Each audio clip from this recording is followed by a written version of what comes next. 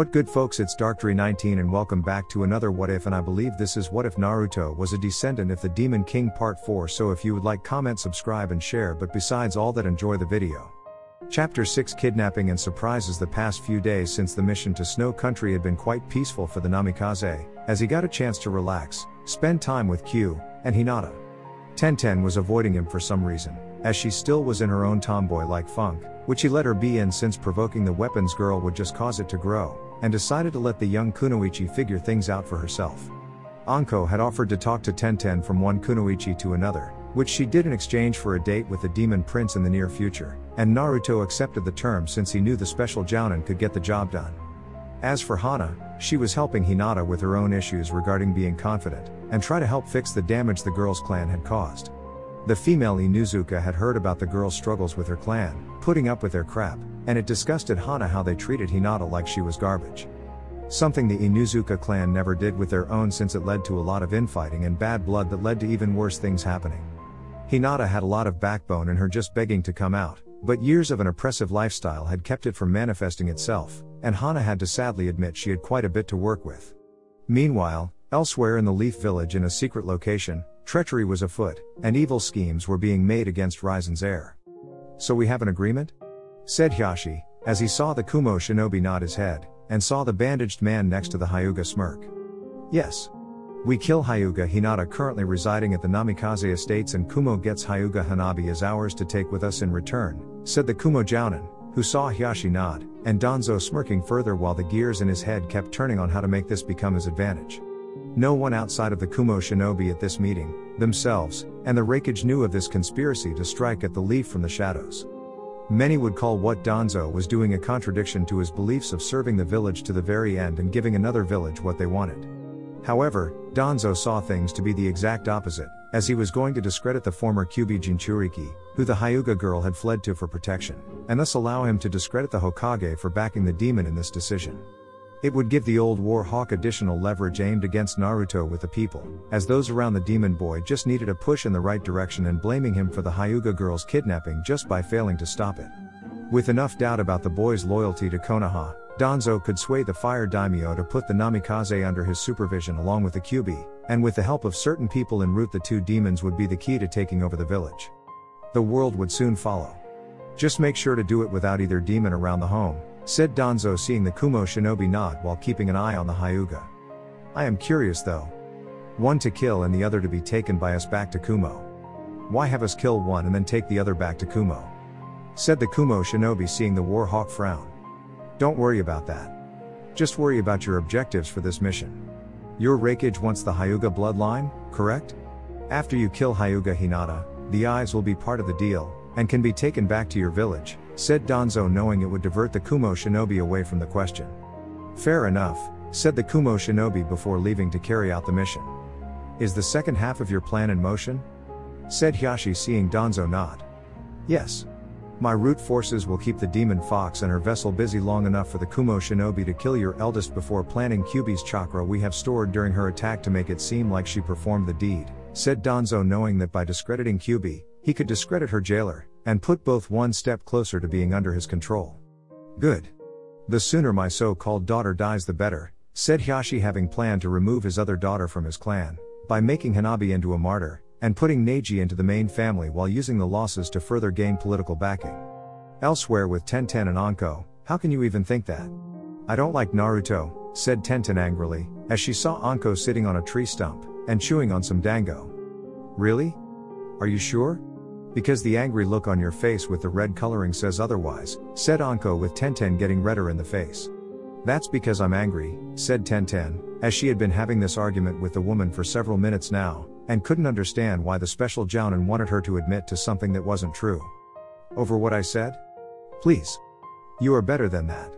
What you're angry about is the fact I'm right and you, my fellow Kunoichi, are in denial," said Anko, seeing the girl scowl at her. "Denial?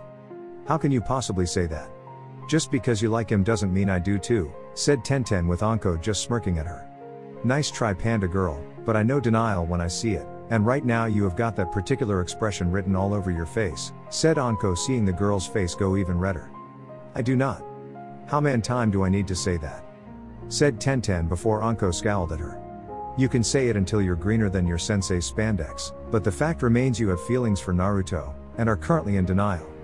Though why you are, I will never know, and find such an act to be completely stupid. Cammy, the kid likes strong women, and you fit under that category.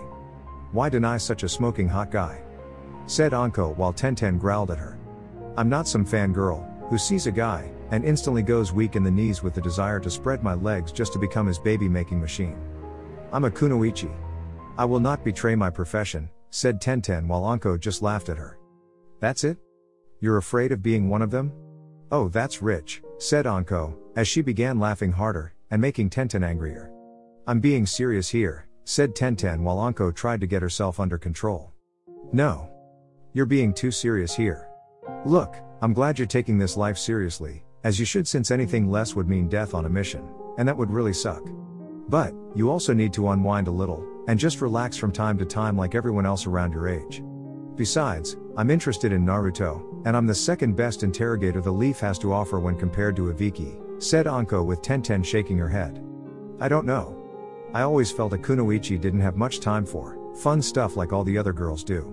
While others were playing with dolls, I was practicing to make weapons, and throw them. While other girls talked about boys, I talked about the latest weapons, and how to use them, said Tenten seeing Anko smirk.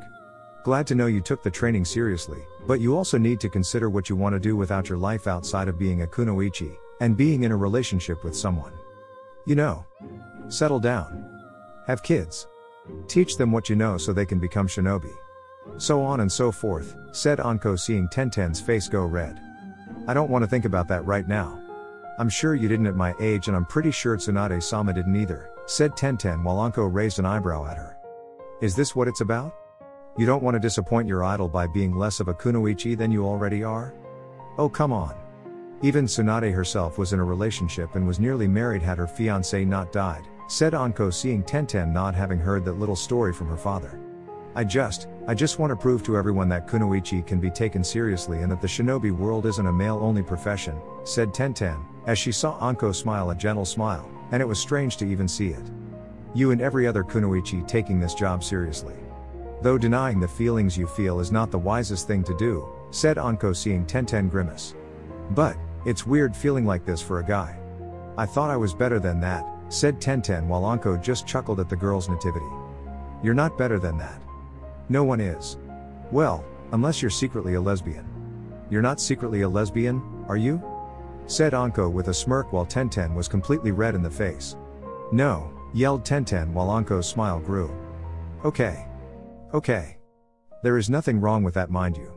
Hell, I've even thought about playing for the other team since the guys in the village aren't what you call great, and they haven't exactly been, well, nice to me due to my past connection with Orochimaru, said Anko while seeing the glare Tenten was giving her. I'm not like that. I haven't thought that way. Ever, said Tenten with Anko looking at her to see if there was a lie in there somewhere. Good to hear, because I personally think it would be your loss in not being with Naruto, and getting to know him better. The guy's more than just demon and muscle that when flexed make a woman cream her panties, said Anko making the younger kunoichi blush in a very Hinata-like fashion. And I thought guys were perverts, said Tenten while Anko just grinned evilly. Nah. Women are too. We just don't admit it because that would give guys an excuse to be perverts even more, said Anko while Tenten felt that was too much info. Doesn't that make us hypocritical? Said Tenten while Anko laughed. Now you're thinking more like a woman, said Anko, as she saw younger kunoichi smirk slightly, and the special jounin was liking this girl more with each passing second. So I take it there is more to this little chat we are having than simply just admitting I like Naruto? Said Tenten with Anko standing up and wrapping her arm around the kunoichi's shoulder. Oh yeah. We have a lot of ground to cover. Like looking sexy while still being badass, since there will be missions where your body will be more exposed and you will have to act it when the time comes, said Anko, as she began talking about how to make the guy, who was the target, lose focus by swaying the hips, show a lot of leg, and move the hands near certain places to lower their guard before really giving it to them without mercy. Poor Tenten. With Naruto and Kyuubi, I don't think Shizune or Tsunade like me very much right now, said Kyu, as she was sitting on Naruto's lap while they were in the park, and snuggling up against him in her fox form. Oh really? And why do you think that, my vixen? Said Naruto, as he had seen the look Shizune sent Kyu, and found it amusing when Tsunade sent that same look too when the female Hokage didn't think he see. The way she was glaring with jealousy during the mission report when we came in and told Tsunade it was a complete success, said Q, as she now purred when he scratched behind her ear, and Naruto just chuckled. Well, you were the one snuggling up to me in your more human-looking form and had that I got laid look on your face, said Naruto with Q looking up at him with red wide innocent eyes. There's a look? Said Q, but Naruto wasn't fooled, and she knew that he knew that she knew there was look. There was always a look. You just love to tease all the women around me, don't you? Said Naruto, seeing the ever so innocent face leave Q and her wicked one came out. Well, if it helps them get off their prude asses and into your pants, then yes, said Q while Naruto grinned at the perverted vixen. I see you're now more open to me having more than one woman in my life, said Naruto while Q rubbed her face against his muscled torso. I got to be with you first. I know it sounds selfish of me, but considering all the crap that happened with Madara, and being sealed within 3 vessels in a row without any say in being free, I earned it, said Q while Naruto nodded slightly. I will admit that despite your actions in the past, they were not all of your doing, and you have long since paid your debts, said Naruto giving Q a gentle smile. So you punish your loyal demon slave? Said Q with another hint of perverseness. I didn't say that. Maybe a good old-fashioned spanking when we get home to ensure you don't get out of line, for now anyway, said Naruto seeing the vixen in his lap blush and change into her more human-looking form. Oh please master. Don't spank me. I'll be good little slave, said Q with shiny eyes while talking in her most pleasing and humble voice, though the descendant of the raizen knew it was her way of playing with him. Their flirting was cut short at that moment when they were surrounded by a large force of root shinobi and they were all brandishing weapons. An explosion was heard from the direction of the Namikaze estates, and it didn't take a genius to know what that meant was going down. Go to the Namikaze estates and defend it, Q. These subordinates of Danzo are mine, said Naruto seeing Q nod before running off, and some of the root shinobi thinking of pursuing her had their captain not ordered them to stay. As for Q, she was at Naruto's home in an instant, seeing it had been hit by explosives, had kunai, and shuriken covering front yard. It was clear whatever happened here was not so simple in being an attack on the house, despite Naruto, for being a demon like most of the village, at first thought he was because of her. No. A battle had taken place here, and when it comes to a battle it requires 2 or more sides clashing. Q, said Hana, as she came from the side of the household, her bleeding side, which was hit by a kunai, and was dragging a downed Kumo shinobi with her. Hana? What happened? Said Q, as she saw Hana, but not Hinata, and the sight of the Kumo shinobi looking like he had been mauled. Kumo shinobi attacked the house. Came with the intent to kill Hinata, but one of them spoke up saying she was better to them alive, and that they would get double what they wanted after being paid. The bastard here won't tell me what the payment is though, or who they are working for, since the Raikage clearly isn't the main villain in this, said Hana, as she threw the Kumo shinobi at Q's feet, and the man looked up at the fox. Do your worst, bitch. I'll never talk, said the Kumo shinobi, who saw Kyubi grin, and pick him up off the ground by his neck. Fool. You just asked me to do my worst. The last time that happened, the lands of the world were broken off into different sections, and became what they are now, said Q, as she flexed her claws in her free hand, and smiled further at seeing fear on the Kumo shinobi. Wait. I take it back. Mercy. Mercy, said the Kumo shinobi, but the look in Q's eyes told him it was too late, and he was royally screwed. I'm all out of mercy today, said Q, as she began her brutal torture for information, and the cries for mercy from the Kumo shinobi echoed throughout the area. With Naruto, so Danzo wants me kept occupied, huh? Fine. I've been looking forward to having an excuse to beat the crap out of his emotionless tools, said Naruto, cracking his neck and beckoning them forward.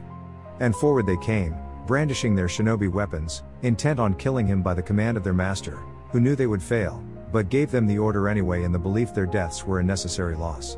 Danzo never really cared for his pawns, no matter how loyal, well-trained, and skilled they were, since the War Hawk only cared about himself. Every move he made required someone be sacrificed, but Danzo was never one to risk himself doing it unless it was out of spite of the enemy, and had no other recourse available to him. Like a sore loser, who hated the winner, and didn't want that side to enjoy the aftermath of victory. Smash. Splat. Slam. Crunch. Snap. When the smoke cleared, the root shinobi around Naruto were down, out, and would be like that for the rest of their lives.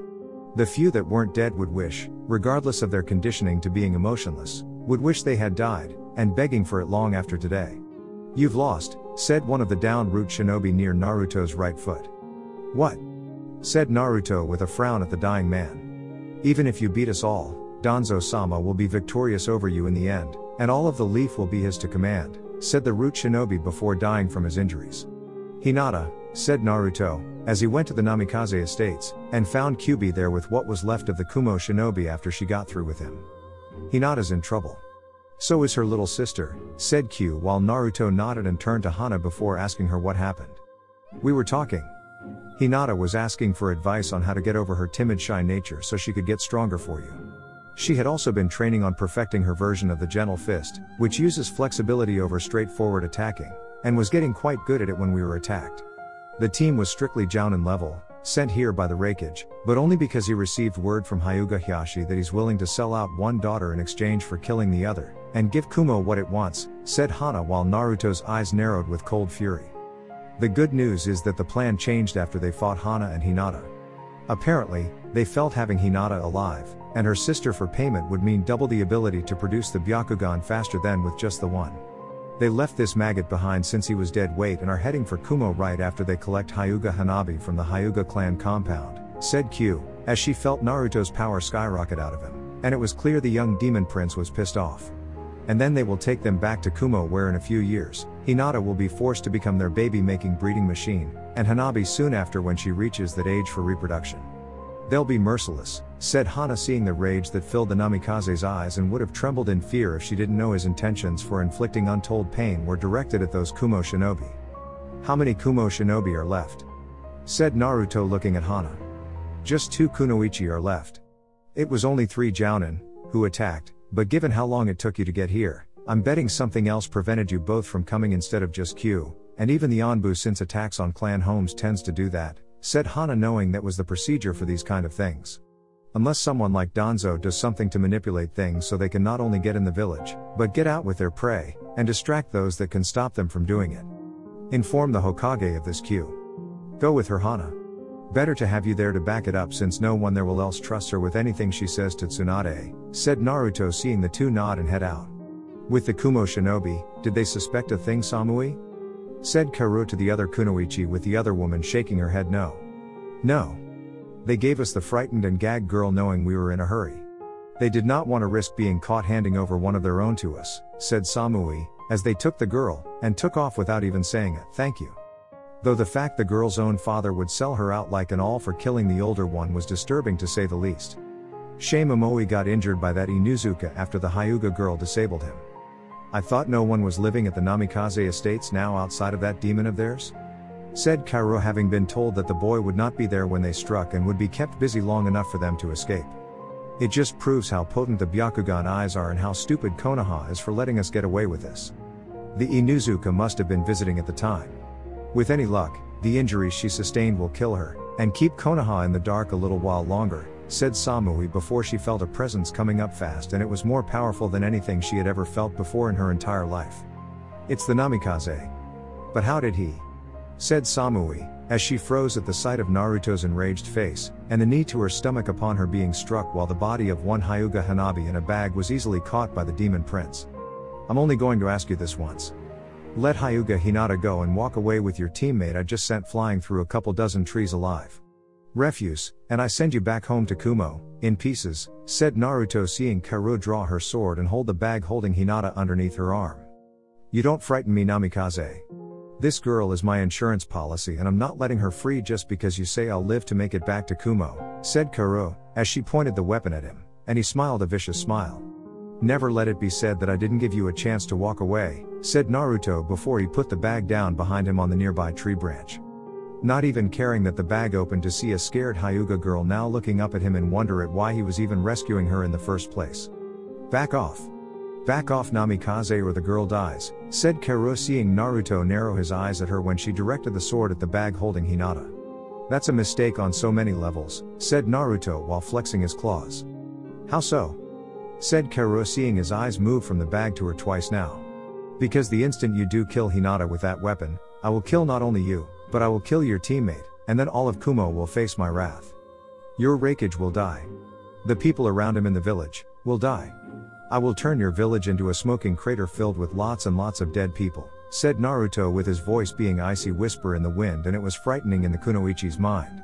In fact, Kaoru was so caught up in Naruto's icy threat to obliterate all of Kumo that she failed to act when the bag under her arm ripped, and a hand shot out to strike a point on the woman's body to make the arm holding the bag go limp.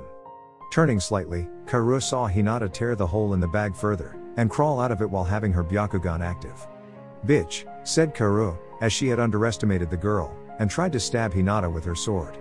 "I've heard worse," said Hinata, as she dodged several thrusts, got underneath the striking arm now fully extended, and disabled it before landing a hard open palm thrust to the woman's stomach with enough force to send the kunoichi flying into nearby tree trunk before falling to the ground unconscious. "Sister?" said Hanabi in awe, as she could not believe her own shy and timid sister had just done that to the more experienced woman. "Hanabi," said Hinata, as she came over to her younger sister, and hugged her with the girl returning it. "Why? Why did father do this?" said Hanabi, as she had tried to be the model Hyuga, and show herself to be the next heir to the Hyuga clan. "Because that man doesn't know or understand love. No one in that home does with the exception of Neji through the loss of his father," said Naruto walking up to the two and looked them over with a critical eye.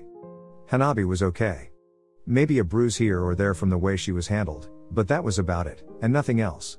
Hinata was more serious, as she had been fighting 3 Jounin level shinobi, and had weakened one long enough for Hana to cripple him so he could be interrogated for information.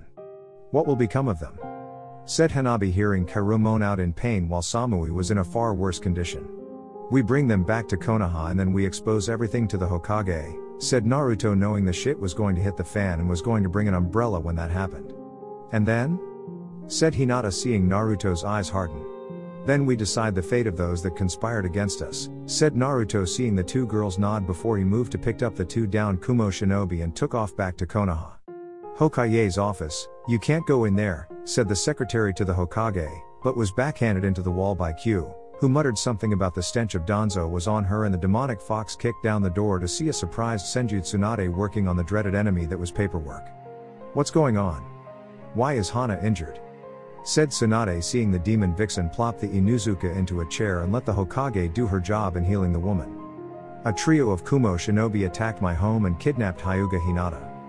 Hana was with her when it happened and got the details out of the Kumo shinobi that they managed to wound before I arrived.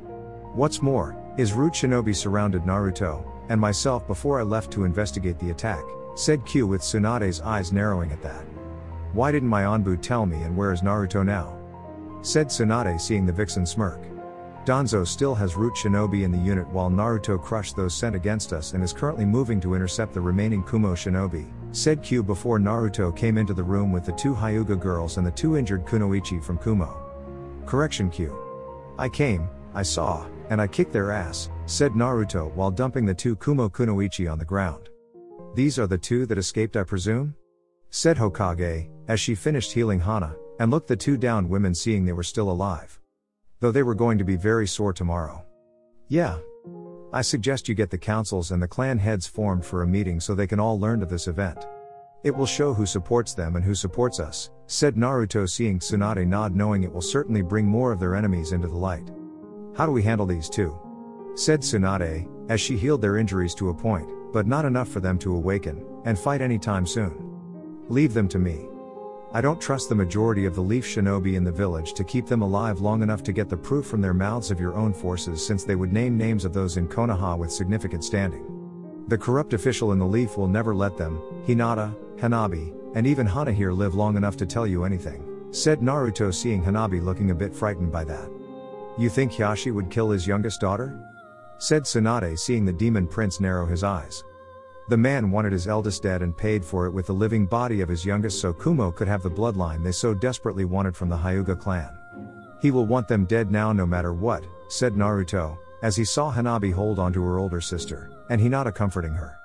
Hanabi may be a few years younger than Hinata, around Konohamaru's age to be exact, but the younger of the 2 had been exposed to the darker half of human nature when it came to betraying your own family, and it wasn't something the girl expected. It wasn't surprising, given how Hanabi had always shown such promise in being a strong Hyuga worthy of leading the clan, and to be betrayed by her own father of all people just to kill the other was baffling in the younger sibling's eyes. "Okay. They will be staying at your home under the protection of your clan, and I mean all of them. Hana included. Make sure Tsume knows about her daughter's situation with this before the meeting I'm about to order," said Tsunade with Naruto nodding before picking up the two kunoichi from Kumo and left the room with the others.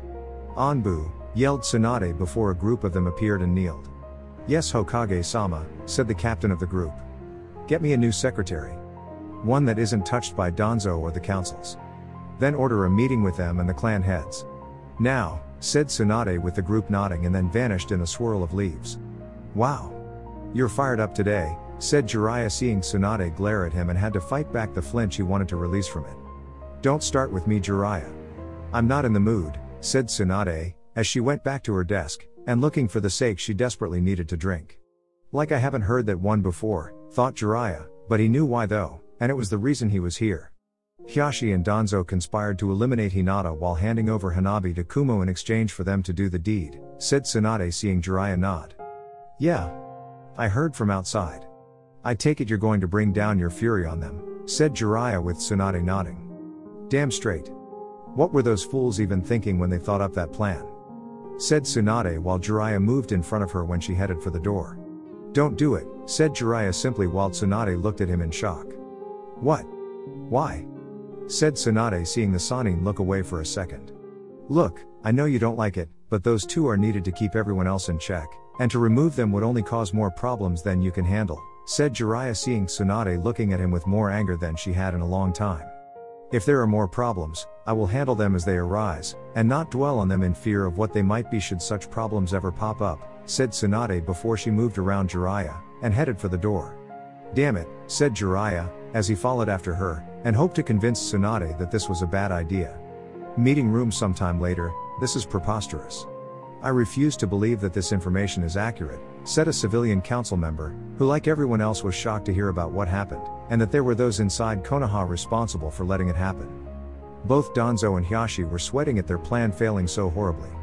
Root Shinobi had shown up shortly after Naruto, Q, and Hana had left the Namikaze estates in order to plant the evidence of the fox killing the Hyuga girl with her own claws.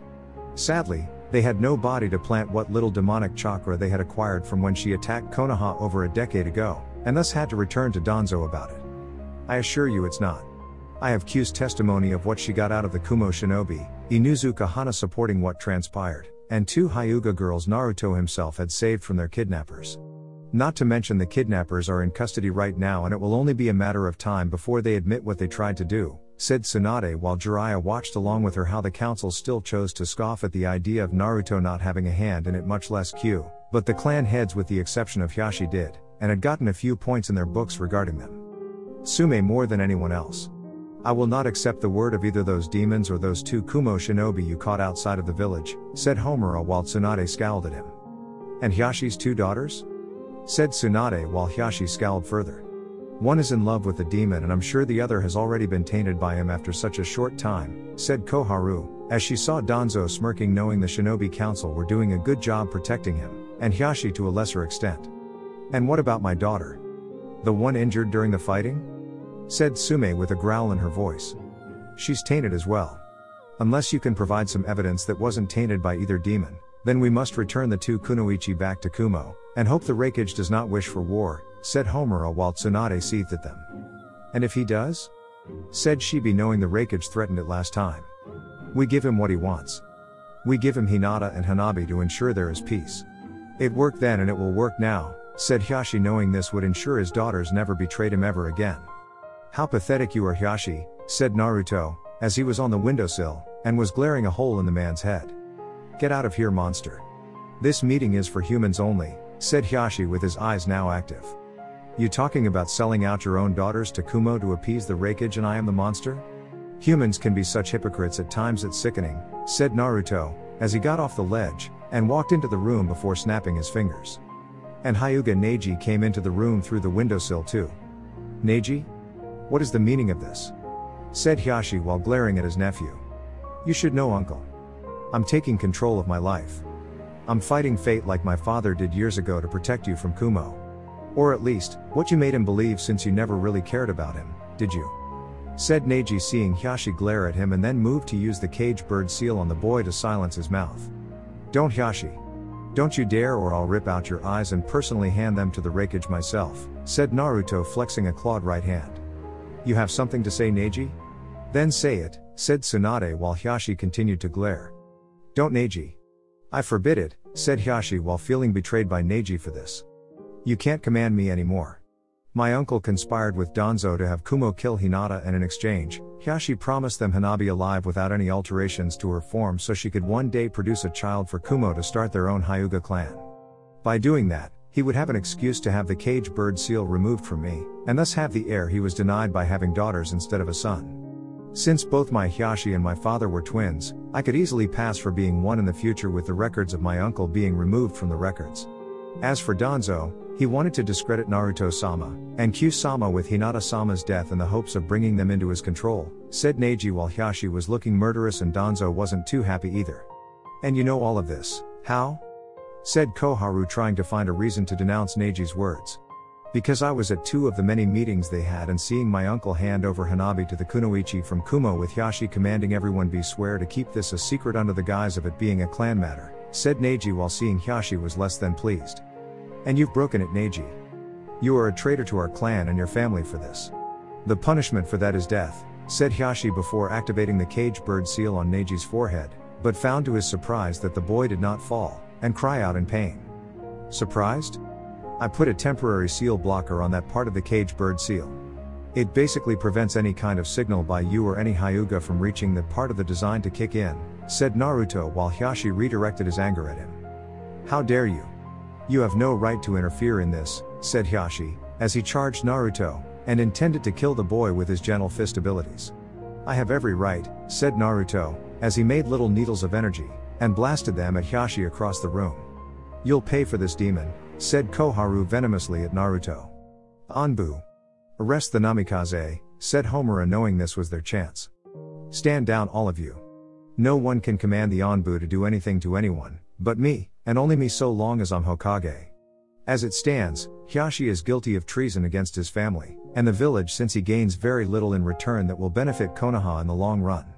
As for you Danzo, I think it's time we took a much deeper look into your private security force, and see how many of them are shinobi that are supposed to be the subordinates of the Hokage only, said Tsunade while Danzo scowled at her. They are employed by me Hokage-sama. If they happen to be shinobi looking for extra money to feed their families then so be it, said Danzo with Tsunade smirking at him. Speaking of money, how is it you're paying for your security force given your paycheck is nowhere near high enough? Said Tsunade with Danzo looking uncomfortable for once since this meeting started. The Sandaime gave me a considerable sum of money for my years of service after my root division was disbanded. I also own several businesses that do very well and allow me to hire a sizable sum of protection for myself along with those businesses when we face an invasion like the one Orochimaru pulled with Suna, said Danzo seeing Tsunade scowl at him. Funny. There isn't a single mention of them coming out to defend the village during that time and yet not a single one of the businesses you own had so much as a kunai embedded in their walls, said Tsunade while Danzo scowled back. I was fortunate. Nothing more, said Danzo with a hint of anger though the growl from Naruto told him to watch it. More like the enemy was told to leave those businesses alone, said Naruto while Danzo looked ready to spit fire out of his mouth now. How dare you? All I have ever done is protect the village. I am its oldest patriot. I am its shield from its enemies that threaten Konoha in and out of the village, said Danzo while Naruto smirked. Excuses. Your financials don't add up to what you've told me, Danzo. I checked. There is still a significant amount of money unaccounted for to fund your little army and no one else is providing funding for it. Where is it coming from, Danzo? Said Tsunade seeing the man shift slightly in his seat. Private benefactors, who I have had root shinobi guard when the division was still operational, and do so discreetly to prevent other villages from learning of it, said Danzo with Tsunade frowning at him. Then you won't mind providing proof of such financial gratitude being put into your bank account? Said Tsunade seeing Danzo narrow his one seeable eye. My private benefactors have used channels where such documentation does not exist, said Danzo seeing Tsunade scowl once more. Surely you know the names of your private benefactors, Danzo? Said Shibi with a raised eyebrow. I do, but I would rather not name them, and risk word getting out to our enemies, said Danzo with the Hokage looking more impatient than ever. Would one of these benefactors happen to be Orochimaru? Said Naruto seeing Danzo's eye twitch slightly. The Sannin is dead, you dumb demon, said Homura while Koharu nodded. I know, you shriveled up piece of human garbage. If you look at Danzo's finances, one of those financial sums into his account stopped shortly before the invasion, and then no more sums of that size are ever entered after Orochimaru is slain. Now while that may seem like a coincidence at first, you should also notice that several sums of that amount have been sent to Danzo within months of Orochimaru's betrayal to the leaf, and almost all of them came from Rice Country, said Naruto, seeing Danzo was starting to sweat a little. Care to explain that, Danzo? Said Tsunade while Danzo himself was looking ready to lose his emotionless mask. You would believe the demon brat over me? Said Danzo while trying to get his fellow supporters to jump in on that comment. Answer the question, Danzo, said Tsunade with the man sneering at her. All I have ever done is protect the leaf from its enemies, both within and without. My loyalty to the leaf should be unquestionable, said Danzo while most of the clan heads noticed he wasn't answering the question. Answer the question, Danzo. Failure to do so will count as admittance of guilt and be considered an act of treason, said Tsunade, seeing Danzo grit his teeth. Don't bother, Tsunade. We all know he's guilty. He'd never admit it on account the act itself would make him a traitor not only to the leaf, but to his own self-proclaimed belief of protecting Konoha, and the principles he claims to live by. For all his talk of being a patriot of Konoha, he's just a hypocrite, and a thief wanting power. He's an Uchiha in all but blood, and even then Danzo is trying to do that too. Hence why you have a Sharingan eye behind those bandages on your face, right? Said Naruto, seeing Danzo's visible eye widen and everyone looking at him intently with surprise. What? Said Tsunade while Danzo knew there was no point of denying it. How did you find out? Said Danzo while glaring at the boy. Q told me. She sensed the Sharingan eye due to her past experience with them when Uchiha Madara controlled her when he fought the Shadaime, and then later the night I was born before my father broke his control, said Naruto with a grin, and many were shocked by that. Uchiha Madara is dead, said Inoki with Naruto scoffing at him. According to who? Do you have the man's body? Is there a witness to it being destroyed during the fight he had with the Shadaime at the Valley of the End? Q can't lie to me, and my demonic grandfather already gave her an old-fashioned scolding for letting such a weak bloodline command her like that when he temporarily took over during the Chunin exam finals. Madara was the one who killed the Sandaime's wife, and the Anbu that were assigned to guard my mother that night when she was in labor. No doubt the old fart blamed Q for his wife's death, and took it out on me with the intent of molding myself into a loyal shinobi, being an added bonus. Not that it matters anymore since he's dead at my hands, and Q can no longer be influenced by the Uchiha's eyes or even the power of the Senju.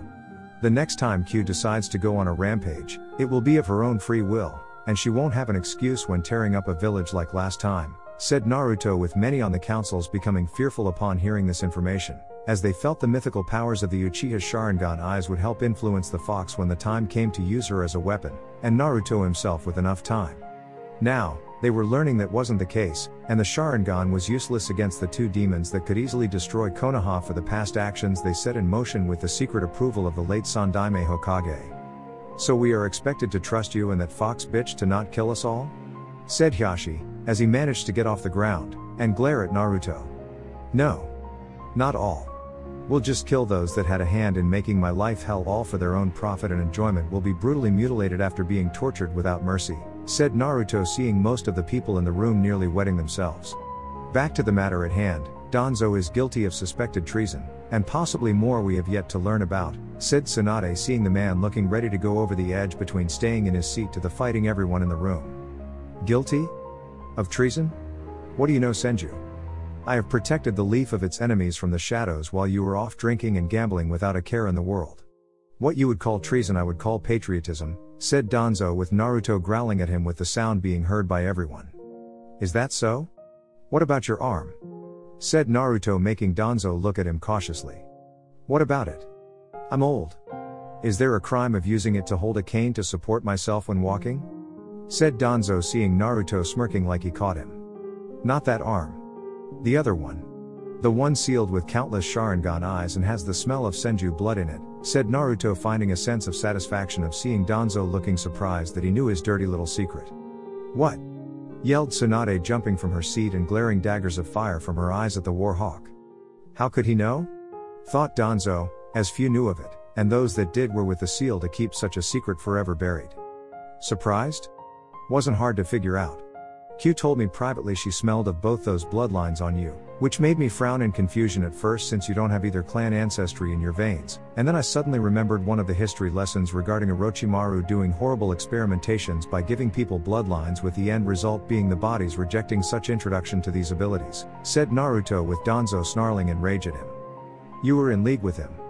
You sold out Konoha to Orochimaru knowing with the Sandaime gone, the village weakened to the point of being wiped out, someone of your experience would be selected to lead the village, and be its new Hokage, said Tsunade seeing the old war hawk rise from his seat and draw the hidden sword from his cane. The title, the honor, and the power that comes from being Hokage should be mine. I have done everything in my power to protect the village, even if it meant doing business with its betrayers to get the job done, and would do it again without remorse, said Danzo before he moved to stab Tsunade with his sword knowing that if he couldn't be Hokage, then neither could the last Senju, and would further deprive Naruto of family as an added bonus. Tsunade ducked under the sword thrust and socked Danzo right into the wall behind him while Hiashi tried to attack the Hokage with his gentle fist. However, Hiashi found his head severed from the rest of his body by Naruto, and the Namikaze crushing it once in his hands.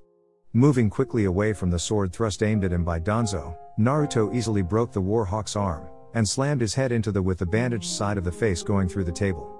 Danzo tried to free his other arm, in the hopes the hidden appendage would give him the power to smite his enemies, and take control of the village soon after.